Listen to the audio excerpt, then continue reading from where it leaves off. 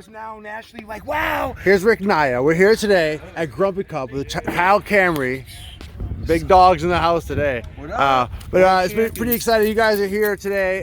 You're setting up actually right now, and I bugged you for a quick interview in front of the Sean Byrne Memorial Music Foundation trailer, where I guess Bling and Beads Kyle Camry donated a subwoofer to this aluminum box. Yes. So we're pretty excited. When it was made, I definitely The Sean Byrne Memorial Music Foundation. Yeah, right rest there. in peace, Sean Byrne. Amazing dude. Right Rick, you're also an amazing dude. You're here today doing a lot of things as always. I can't believe I'm even seeing you. I didn't even know you stopped ever. Well, I usually don't stop, but I'm always somewhere, and it's got to be regarding cannabis or music. And our For Life Productions, as you know, is very entrenched in music for the last 20 years here in New England minimum. And even Kyle is one of the beginnings of it for Life, when it was even High Peaks. This is way back. And the originals of New England had a way of gathering at festivals, and I just so happened to be involved in the New Hampshire Cannabis Freedom Festival and many other different festivals that I became involved with. And that voice, the voice of reason, common sense, diplomacy, dignity for all people, above all things respecting cannabis. So it's got me all over the world in a very humbling, very very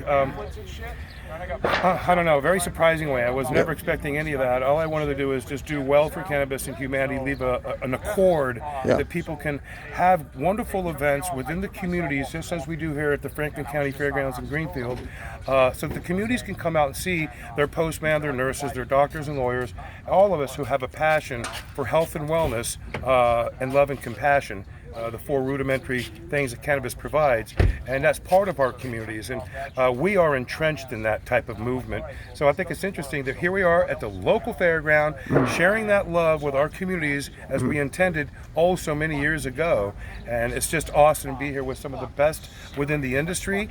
Many of them are acclaimed with national, regional awards and champions. So fundamentally what we have here are regional champions and national champions here to contribute back to the community in a really wholesome way. So right on, that's what I think the Grumpy Cup represents. Not only do we have the East Coast barbecue championships, we have the East Coast Cannabis Cup championships.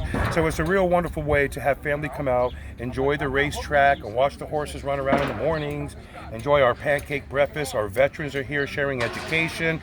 We have educational seminars. There's a lot that we do on behalf of the community. It's not just, hey, let's show up and entertain ourselves. We're educating the community and prospering in a social economic way that we always have, but doing it in a very open market, in a green market. So it's really interesting how things work, and we appreciate that from the Franklin County Fairgrounds. Thank you everybody there, and Grumpy and the entire Grumpy Cup staff and team, yourself, everybody that's part of what we do. Bling and Beads, our world champion award-winning beads. They're nationally and internationally sought after. So if anybody's looking for the bling bling, you'll either have to enter a championships or contact me or Kyle, see if we can't get you on the list for a fly set of your own branded quality and style. So stay tuned on those. We'll be dropping a lot more information about that. And at the Harvest Cup, which is our region's, the biggest cup we have is the Harvest Cup, and Kyle supplies the trophies there.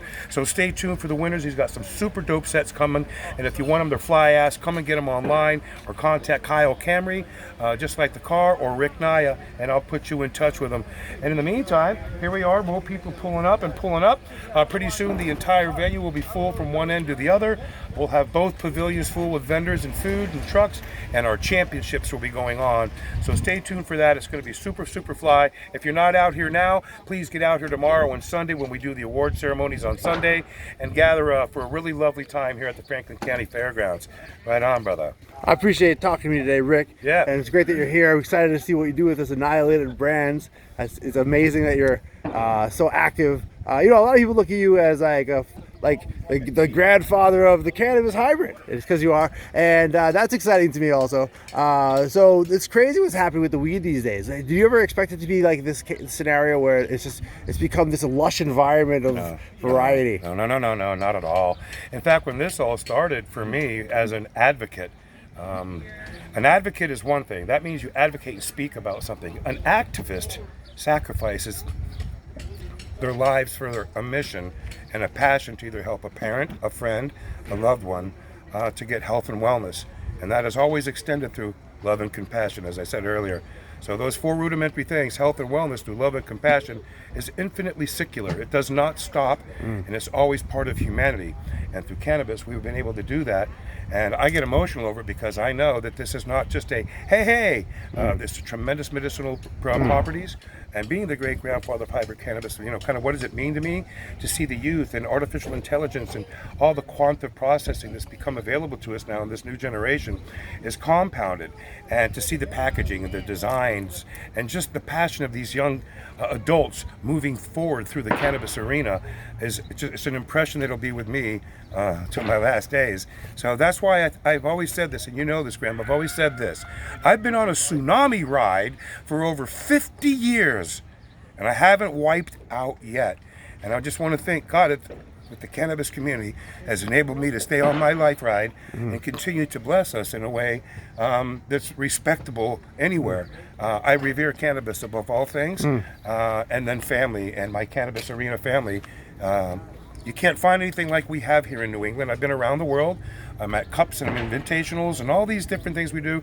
Bobby West at the Squash Off Internationals, Quito, Mexico, Amsterdam, Spain. We're all over the world, and it's just a blessing to be part of a calling that was bestowed upon me as a child. I didn't ask to be the hybrid great-grandfather. That was a fluke. That's how those things are made. It was an accident. It wasn't an accident. It was on purpose, but the purpose was that we were too young to understand there wasn't genomics yet. When that came and that dawned upon me, I think that my highest power had begun to prepare me for that. And it was a very difficult transition to go between a dual space in life, a coffee industry and a cannabis industry, to let it all go. All of it. As we all know, I philanthropized my entire world. For the Crohn's Foundation, as a managing director, and all the events we do for For Life Entertainment, our PIFCon events, our roll-up, our Carney Roll, all the cups that we are a part of and support and shore up throughout the arena. If that's what I do the rest of my days, then I think I've done a good job for humanity, my friends, my sons, and those who understand what this mission is. It wasn't a walk in the park. This was probably the most difficult thing. This is the most difficult thing that my flesh prison, my body has ever had to go through, but my soul and my spirit will shine on through cannabis long before I'm gone, through the hard work that you guys have all done to keep this movement alive in a wholesome manner, a family manner, where our highest powers, our God, our Allah, whoever it is you believe in, is there, and it's truthfulness through those four rudimentary things that cannabis provides: health and wellness through love and compassion. So that's what cannabis represents to all of us here. And if it isn't, just call me a liar. Probably I hate to say that I don't do that, and I get in a lot of trouble for telling the truth a lot of times. So yep, emotionally speaking, cannabis is for many of us. It's been a blessing and a passion for not only us, but our local communities and our families. So super happy to be here at the Grumpy Cup. Grumpy took a big step years ago even to do this. He was scared. It was all nervousness for him. And we're compliant. And we are really a compliant cup that's really doing good work with the community. And like I said, with some of the best vendors in all of New England are here and in Massachusetts. So you'll get to see that throughout the weekend as Graham gets a chance to go speak to others. But in the meantime, from myself and all of us at For Life Entertainment, all of us here from the Grumpy Cup, Infused Productions, and Michael, and Infused Productions? Yes, and Infused Productions is all part of everything that we represent in our cannabis arena. So, again, man, this cup exemplifies how a person can have friendships with all these different sponsors and vendors throughout a lifetime and bring them into one location to have a barbecue championships and a cannabis cup championships, and to educate people in one wonderful location. Don't forget the comedy show. Comedy show as well. We have a comedy show, and it's a blessing. We have a lot more. What else do we have going, Michael? We got a lot of things going on. Family breakfast, family dinner tonight. VIP dinner tonight. Pancake breakfast in the morning. All VIPs and vendors get treated well out here, I would say. We try to take care of our people. So we got that. Then we got the comedy show. We got the live music. The car show on Sunday. It's all weekend long. You know how we do it, that man. barbecue championships are awesome here. Last year, one of our brothers and friends won. He almost cleaned the house. Winner. He was right over here. Craig Wilkins, he's here Seeing somewhere. our camera shot. But he's one of my brothers and family from the beginning, from the very beginning, from years ago with me and Scotty at my Man, Craig Wilkins was the I cook love at you. my festivals, and he would cook for thousands of people. All my volunteers and all my VIP, Craig would send it and cook for thousands of people for 5 or 6 days in a row, and never asked for a penny. He gave it all for cannabis, and then he became ill and hurt his back, and he was out of commission. And he's made a huge comeback. He's lost weight. He looks so trim. I couldn't believe it. So again, through our cannabis network and community, I never saw that coming. That's the question, you know. What did I see? I didn't believe that it would become all of this, brother. I always thought that High Times was going to be the big cup. Well, it's not. In fact, High Times started these international cups, but the cups are regional because we're craft beings. We come from different communities and different ethnicities and cultures, and we blend this all together in a way that only, you know, it isn't even with alcohol. It isn't even with barbecue only. It's all of these things all combined, because that's what communities are. We're a mixture of all these different cultures and ethnicities that choose to eat and consume and share with people. And that's what cannabis does. It's a bridging of communities. It's a bridging of humanity. And I've always said that about cannabis, that we are the bridge to humanity. It's not the other way around. Cannabis is very spiritual to me, many people know, but it's not only medicinal, but it's very healing in many, many ways. That's why we have so many veterans here. You'll see throughout the weekend, you'll have some of the coolest, neatest stories and guys here just sharing their passion for Grumpy in the Cup, because we don't have a space for vets.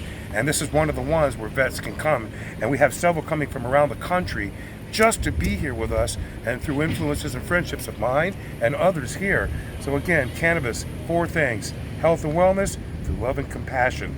And the Grumpy Cup exemplifies that with many of the vendors that are here, and they're real like OGs, the real triple OGs, the ones that really make it happen in this arena. They will be here this weekend. So come by and come share that love, man. That's what I got to say. Yeah, buddy. Well, I appreciate. Any other questions? I'll fire. I'll answer any questions. Yeah, if you have time for one more question. One time, I remember it was said that you were the most interesting man in New Hampshire. I think that was actually the quote. I know you're a New Hampshire guy. New Hampshire right now is a very interesting place in terms of battleground states. Battleground states in cannabis. It's a big deal right now happening. What's going on there? The House has been putting together bills for a while. The reasonable bills, and the Senate just keeps loading them with Well, now what do you you've think? got me roiled up already, and you already know that I'm probably one of the most fundamentally constructive people that drove cannabis to legalization medicinally and through the decram. But I knew that the costs that were going to be incurred to try to legalize cannabis in New Hampshire was going to be very difficult. In my personal opinion, the program that they're developing is only set up to have a demise. The Alcohol Commission is already suffering. It's insolvable. The cost of everything keeps going up, but yet alcohol can't go up that high, and they control it in a way that the margins are so meek that they can barely meet their retirement plans, the cost of all the buildings, their employee staff, and just all the overhead alone is exasperating them. So they're clutching out the cannabis because it is affecting sales of alcohol. So they're trying to control it, and they've already done it. They passed the bill. Everything seems to be moving forward with a number of different amendments. We'll be allowed to carry 2 ounces of cannabis legally upon us even before the stores open. So if you have cannabis in New Hampshire before 2026 stores open, you'll be able to have at least a couple ounces on you without having to go to prison or jail or go through all this ridiculousness when they say that it's legal. When something's legal, is to be left alone, not to be over-regulated, and that's exactly what New Hampshire's done. They're going to create a program that the state's Alcohol Commission issues 15 franchises to a select individual few people. Who chooses those franchises? It's going to be a whirlwind of a joke who truly gets them. And I believe this will be unconstitutional to only garner that and try to control it in this manner. As it is to have a monopoly on any business at any level, as they do with alcohol. So quite frankly, the Commission in alcohol is a setup for the future failure for children of our children to have to take care of the mess that's going to be occurred by not allowing independent businesses to do what businesses have been doing since the foundation of our nation. It's never been controlled by the government, yet New Hampshire always seems to think they do things better, yet they serve alcohol right on our highways. It commits accidents and deaths, and to me that's almost like issuing a gun to somebody and saying go kill somebody with it, or you drink alcohol, go have a car accident, and you kill them. Who's liable? The bottle, the manufacturer, or the seller, or whom? So New Hampshire is in a very precarious position by putting themselves there without having a regulatory body established, having an SOP program developed on a computer, that if you want to buy into the cannabis business and have a cannabis business, you have to purchase this SOP for so many said tens of thousands of dollars and maintained by the government. So every swipe that goes through, the taxes go right directly to them immediately, unlike what they're going to do with the same monopolized moving of funds and capitalization of other people's funds. OPF, other people's funds. And that's how governments try to work off other people's earnings, other people's taxations. It's theft. So what they've done is created a policy that I believe is going to be a disaster later. Any of the other states that I spoke to, including Oregon and Washington, that tried to run through the alcohol, this and that, they've said they wish they had never done anything like that. It's a mess, and it becomes a real mess. They're not listening in New Hampshire for a reason, and that's because the Alcohol Commission and many involved in those monopolies are controlling a lot of that, and they don't want to lose that control. So it's a terrible bill. Had I stayed in the State House and continued working, I would have fought completely against that form of plan and that form of monopoly. But it is what it is at the moment, and I guess throughout the years we'll find out whether it's going to work, or we'll open it up to the excuses that 15 stores aren't enough. And they're also allowing the medical program to get involved, which I find 501c3s are going to then break a barrier between their pledge and oath as a 501c3. I think either they close those businesses down or keep them fully separate and apply like everybody else. Just because they grow cannabis doesn't make them any better than any other business that's applying for 15 applications, which is very minimal. They're already creating revenue, and if they claim that they're not, their investitures were always because they wanted to get involved into the recreational. It means they've broken their Hippocratic oath, their oath, not the Hippocratic, that's medical, but their oath of the 501c3. That means that they intentionally got into a business to open another one and basically either relinquish it, sell it, or close it. That to me speaks volumes about the medical people and their business profiles and how they're trying to establish that. So remember, we're a free nation. We should be living free and dying freely. We shouldn't have the government controlling all of that in the meantime. And just imagine what's going to happen when they say, oh, only this percentage. You can only have this on the shelves. How are we going to control how much we can grow and put on a shelf? How are we going to distribute these products? How are we going to get it out like that? These guys have no idea. New Hampshire has zero clue. Everybody understand this, zero clue on how to manage a cannabis company, a cannabis industry, let alone what they're doing is they're bargaining with the chips that they have up their sleeves as senators and business owners that try to monopolize something that they think that they can fully control, and everybody's going to get their pockets greased along that 15 franchise parallel. And it's not fair to humanity. It's not fair to New England. They think that's going to stop the legacy markets. They think the black market's going to ease up if they do this. They're out of their minds. What's going to happen is the store is going to be like the alcohol stores. People are going to walk in. They're not going to have potency levels that they need. They're not going to have the cannabis strains that are available in other places that they need for themselves. And they're going to find themselves in a very, very difficult pickle. They don't have the knowledge as I do, or many others that should be on commissions, helping guide the future, not just the instant cash flow. I'm talking about the future and the legacy for humanity and society that we have to leave. So this bill, in my opinion, is a masked theft opportunity for a very short few people, and it doesn't benefit New England at all. It's going to hurt the Alcohol Commission further, I believe, down the road. And you correct me if I'm wrong, but I think you're probably thinking, God, is he nailing this? Because I know I'm nailing this. That's right. The other thing that's probably important to talk about is currently the situation is the doctors are required to talk about opiates before they talk about cannabis for pain medication. That's in New Hampshire now. That was one of the things they I find that insidious to use petrograde chemicals and poisons prior to a holistic remedy that's never killed anybody. That's right. It's the AMA, American Medical Association, has that wrapped up in this. It's a terrible miscarriage of justice that the petrograde companies, the gasoline companies, everybody, that make petrograde extractions, distillates, and isolates of chemicals to compound them then into poisons that we consume, to say that the FDA and DEA say this is safe, and it won't cure a thing. It'll say one sentence about what you have and 6 pages about what the cause of the damages that these pills can have. That's something really interesting, that when you look at holistics, that never happens. But when you look at the poisons that they feed us, more people die from those than they do from holistics. So I find it really interesting that they do that, and they shouldn't. I think we always go to the least evasive measures first, and if those don't work, than perhaps the poisonings or these radiological x-rays and things that damage our cells and neurons to come back. They never come back. Once you use the poisons, neurons and electrons and our synapses get fried and burnt to a point where it's very difficult for them to regrow and reconnect those synapses so that the neurons and protons can traverse back and forth for the information to flow through our minds and bodies freely. Cannabinoids, and I don't think people understand this, cannabis, when it was patented in the United States, if everybody please go look at the first patents of cannabis, what they're talking about in a nutshell is, hey man, we realize that THC and CBD and their components helps neurotransmitters reconnect and helps heal their neurons and those proteins to work again. So what people were saying all along, this Cheech and Chong wow man thing, was completely the opposite. And we've come to find that out with not only people like myself, but many brilliant scientists and some of the most brilliant people in the world that have been consuming cannabis daily their lives can attest to it now. It's not the truth. Please, but one thing I will say, kids, cannabis isn't for you. If you're a serious patient with epilepsy and some serious Crohn's disease and very serious diseases with cancers, I can see if a parent makes a choice to help you alleviate your pain and suffering, I can get that. But please, give yourself a chance. Get past 21, get up into an adulthood so that your brain is a lot more function and you don't have to maybe fall into this thing that they call, when you use something, you're bound to use it again. I don't believe in that. I went from milk to chocolate milk to Gatorade, Coca-Cola, a beer, and then alcohol. I made a choice. Alcohol is not good for me. I stopped drinking. I used cannabis. It helped alleviate a lot of my health and wellness issues. So for those of you that are out there that are kids, take a second chance. Give yourself a second thought about consuming cannabis right now.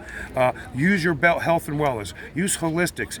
Use vitamins and supplements. Run, exercise. Don't stay locked into your screen.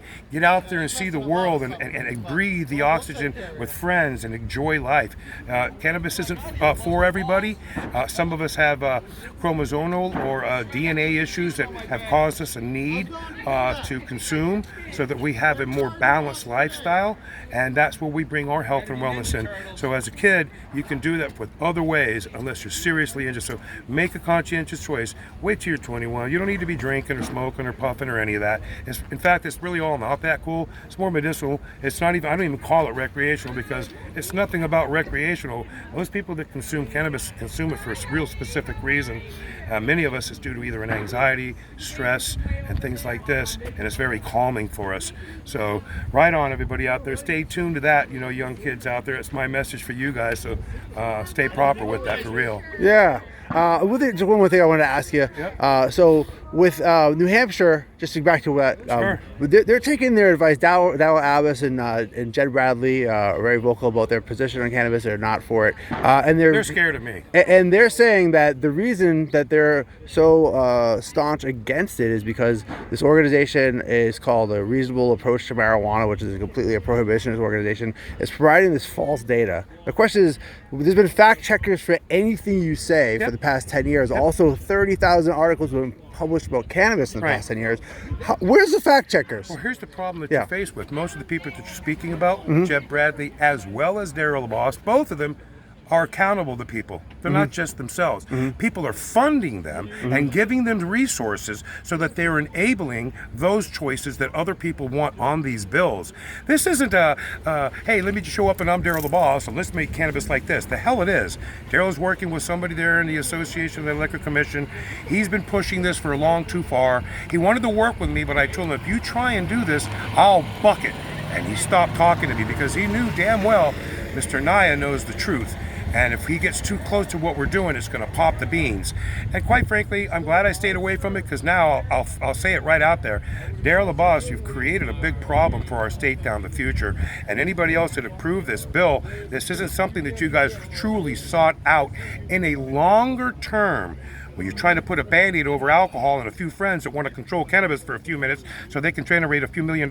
It's a failure. The region is already established. You put yourself into a place of an island of prohibition for so long that the entire arena, the entire industry is already built. Now you think that just because you open up a bunch of stores, 15 of them, that they're going to come pouring in there and start. It's not going to work, guys. You guys lost the boat. years ago when I told you we need to do this, we should do this, it'll curb the legacy market, we'll be able to retain a lot of this, and you guys did it ass backwards because of people like Daryl LaBasse and Senator Bradley. You guys are highly mistaken. You've made big mistakes with the cannabis arena and within the region for far too long to think that this is going to be the Band-Aid to help it all. It's a big guise, and it's not true. And I wish that they had reached out sooner. We could have done a policy and a plan much better than this one, and truly been able to bridge the communities around us from Vermont, Canada, Maine, Connecticut, Rhode Island, Massachusetts, the entire region. But yet we chose to do what? Control it like we do alcohol and sell it like we do at events where children and families are. What are you going to do with cannabis? Oh, you can't do that with cannabis. Oh, but you can do this with alcohol, which kills people. Yet cannabis has never killed anybody. You can't do that. So these are major problems with the decisions that have been made with the administration that's there now and many of the senators. And remember, New Hampshire's policies are not written by the citizens. They're written by very few people who have a lot of funds being given to them for re-elections and different policies to be written and so on and so forth. It's not really a true democratic freedom that we have in New Hampshire. We're left with very difficult choices with elderly people who really aren't that contemporary enough, and they all believe in something that, in my opinion, is not the best interest of the future of New Hampshire's children and their taxes and the problems they're going to be facing here in the next 15 to 20 years. It's going to be quite something. They're causing more of a problem than what's happening. So right on. Yeah. So that's it from Rick Naya. Anything else? Well, I talked to you for a while now. I probably should edit the video at this point because you probably will, but it's all good. You can clip it all you want. Yeah, I mean, there's so many things you talked about that are right on. And I'm so glad that I feel like you're in New Hampshire on purpose. It's no coincidences. Well, it's really they something. Need you I there. think New Hampshire truly needed to have reached out to true consultants, not those that were involved in businesses that are already trying to curb the policy, control the policy, that they can benefit from it personally. I find that insidious. I really wish they would have reached out and said, Naya, we need to talk to you. Why? We need to form a commission, and you need to be on that commission. Why? Because, Mr. Naya, I am the great-grandfather of hybrid cannabis. These festivals, this arena, these events, everything that is curtailed regarding cannabis, I'm very well involved with. And in the state that I love and call home, which is New Hampshire, they're making some very big mistakes. You can thank Daryl LaBasse there. And continue saying that to everybody. You need to let everybody know, Daryl, you really fucked this up. You really messed up, Daryl. This policy with the Alcohol Commission, with these franchises, is a bad model. It's over-controlled, too much regulation. It's going to cause major problems with companies. It's really going to be a big problem, guys. Down the road, it's going to be a big mess. And by then, Mr. Abbas will be sipping his coladas on a beach somewhere else, not giving a shit about what's happening here. So that's what I have to say about that. Yeah. Yep. Well, I guess I have another question for you. Another big deal is the Delta 8, Delta 10 piece. That might happen on a federal level. The 23 hemp bill was pushed forward. It looks like that's really going to be part of it. They're going to separate the... I had to. Hey, I couldn't resist. I'm sorry. I know you're being interviewed, but I had to grab your ass. Well, here's another one Yeah. of our regional We're talking champions with the and dead right regional now. brothers here. Ben Bartlett, man. Love you, my brother. Yes, I Always love you here too. sharing my love with him and Jeff Homan. Yes. Jeff's here. He's here. Nice, Oh, here nice. they are over here. Yeah. So, doing a little shorty here with Graham, just popping off some I know. quickies. And he had to come over and grab my tush as he always I was does. gonna walk by, Knucklehead. but I couldn't Yeah. resist. You little hormone guy, I love you. I love those guys. But Yeah, those guys anyway, are awesome. we'll have you on. Yes. We'll Yeah. put that in. The Toking Dead. The Toking with the Dead. It used to be- Toking with the Dead, right on. Yeah, Toking yeah. with the Dead family. They're one of the originals Yes. of the festy scenes. Yep. And then they made their decision, we're going to do this cartoon, Ricky, and it took off. So now they have movies, television, radio, podcasts. They do a lot of events, and they're part of the original arena founders of New England. So to have them here, like I've been saying all this time, some of the elders, some of the original founders and the passionate youth are here. When I mean passionate, people who are younger, adults that are younger that had a passion medicinally are here, and veterans. So you couldn't ask for any better. And I appreciate the interview. Is there any other questions you have? Yeah, just one more. So I think this is interesting. So I was talking a little bit with Delta 8, the Delta 10 the Delta piece. 8, Delta So 9, the reason yeah. why I personally don't like it, they're testing it, they're finding a lot of this, who knows where it's coming from, Sure. and who knows what the reliability of the tests Sure. are. But the idea is that if you have illegal cannabis, you wouldn't have these problems. Like in Massachusetts, just across this line from New Hampshire, you don't have anybody selling Delta 8, Delta 10 in gas stations. It's just there's no market for it. They tried right away, no one would buy it. Everybody jumped on onto this little Yeah. wagon. Then what happened is the packaging changed and the kids, and Yep. I think that's what got involved. But again, I look at a spectrum. Cannabis is a full spectrum Sure. product. What that means, everybody, is that it delivers something original. So it's like orange juice. When you squeeze it, it all comes out. You drink the whole juice. You don't separate the juice. You might concentrate it so you don't have to drink a glass that big and make a smaller glass. That's the same with cannabis. You don't want to separate all of these different things because individual components don't work in harmony. There is no homeostasis.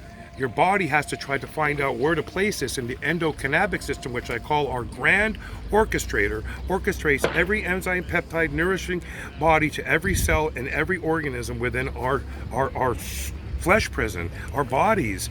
So if you're only sending delta 8, delta 10, it's compromised. You don't have the other CBDs and THC to help balance this out like an arrow, keeping it nice and direct into the cell and delivering homeostasis so that your cells either wake up and get re-energized or it removes the cancers, or it dies off and gets washed out through the liver and through our body. So cannabis is an antioxidant, anti-inflammatory, and it's an early stage health, and it's not an inhibitor. It actually accentuator. It accentuates Yes. our health.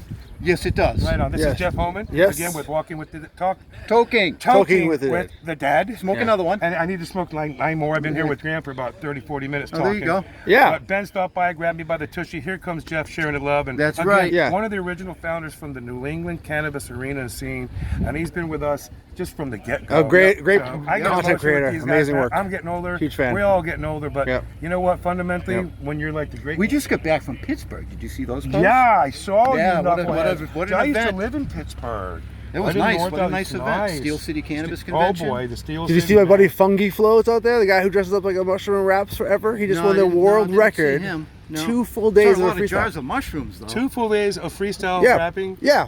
His name is Fungi Flow. It's amazing. He's been to Maine. He's been to the Maine Festival. That guy I think so. is. the guy that dresses like the mushroom. Yeah, that guy is Yeah, no, I seriously didn't see it. amazing. Right next door, there was a lizard convention going on, a reptile convention. Did you go going check on. that out? Oh, yeah, they was holding snakes and shit. Oh, yeah, God oh, yeah. bless you. You I know? don't fuck with the You know? snakes, man. And we actually like, because we did some interviews down there too, so we had somebody come over with that raises and breeds snakes, and we're getting this whole conversation about how the cannabis world is very similar to the reptile world and how they're crossbreeding and making new hybrids. strains and Mhm. hybrids. Right. And yeah, it was pretty cool. That's pretty Yeah, cool. some places it's right? illegal, and you have to like. Yeah. There's people who have these New York City reptile operations, and you meet them We at had the this guy on, subway. his company's called Tyler's Toxic Balls, because he raises ball constrictors.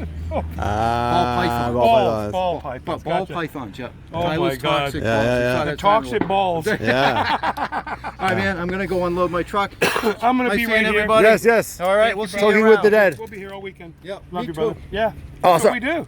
Sorry, just to finish my question. So Yeah. here's what my question is. So in New Hampshire and also in Mass, I know Michael Goodenough in Connecticut. They were messing with Yeah, I him. saw what they did. He closed his shop over this. Yeah, there's so many small businesses right now that are going to be affected by this like overnight change. We saw this in Massachusetts in 2019. But with many the people, vapes. listen, I'll share this with you. Many people like the D10 or the 9, and they like the D8. They enjoy it. Some people find it overburdening and very powerful. Many people, again, we're all individual beings. We're not all the same. It's not a cookie cutter like they do with poison medicine. Everybody should take this if they have this ailment at this dose. It doesn't work that way. We're very sensitive beings. So some people enjoy certain types of cannabinoids. Others like them delivered in a full spectrum, and some like them extremely concentrated to help their illnesses. So it's really quite interesting. Not everybody drinks alcohol. Not everybody likes ice cream. Not everybody likes Gatorade. Not everybody likes punch. It's like this in our world. It's what our body acquiesces to and how it delivers and how our orchestrator is able to accentuate it in our body and make it part of our health and wellness. So cannabinoids, we're a cannabic being. I prefer to deliver all the cannabinoids so it's a balanced delivery versus a concentration of either one or another. Yeah. Right. That's how Yeah. I roll. Yeah. Yeah. Well, Rick, I'd say I really appreciate you. You've taught me forever here. You're Yeah, no, amazing. it's all You're a good. wealth of information. You can Amazing hit me up person. again. We'll do a show again one day if Okay. I'm free. We'll hit it up. Yeah, yeah. Yeah, we'll cut it up. Yeah, buddy. Well, stay positive. Not that I can stop you. That's nobody ever will, man. Right on. From 4 Lap Entertainment, the Grumpy Cup, all of us here in the Cannabis Freedom, our Bling and Bees family, Kyle Camry, Aaron Diamond, Spencer Lavoie, Mike Thomason, Grumpy, everybody that's out here, and all of our sponsors and vendor, and especially the main event. Thank you so much, everybody. Right on. Amen.